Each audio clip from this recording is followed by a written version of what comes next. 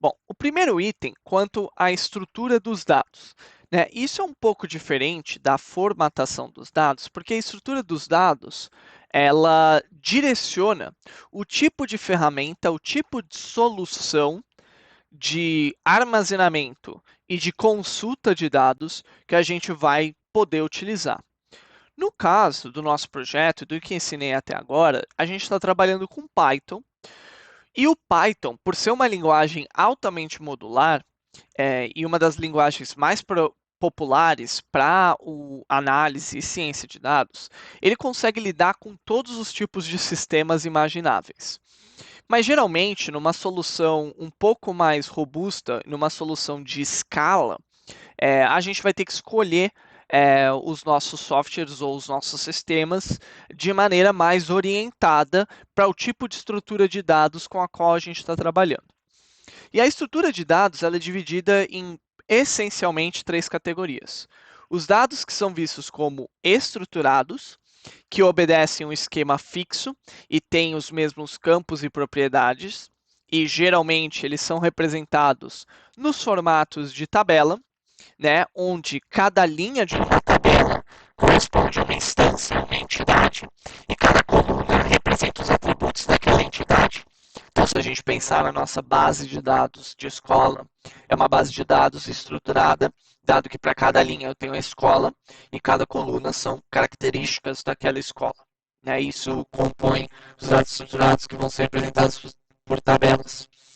Daí a gente tem os dados semi-estruturados, que são os dados que eles têm até você pode construir essa característica de entidades. Você pode atribuir às entidades várias características, atributos, e você pode ter múltiplas instâncias da entidade.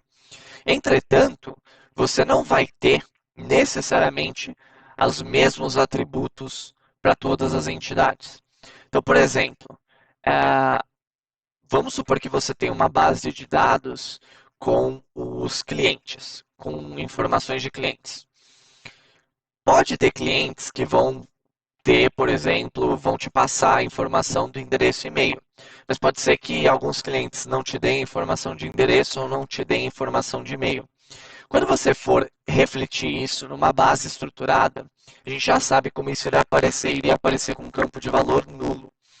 Numa base semi-estruturada, aquele campo pode simplesmente não existir para uma determinada instância do cliente. Para o cliente A, ele tem endereço e-mail, para o cliente B, ele só tem endereço, para o cliente C, ele só tem e-mail e assim vai. Né? Então, muitas vezes, os dados semi-estruturados, os dados estruturados são tabelas, os dados semi-estruturados são, por exemplo, arquivos JSON.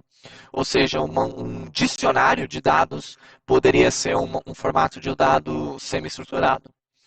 E por fim, a gente tem os dados não estruturados. Né? E no caso dos dados não estruturados, a gente vai ter uma coleção de arquivos, vamos dizer assim, que não necessariamente seguem um padrão específico, né, entre os vários arquivos.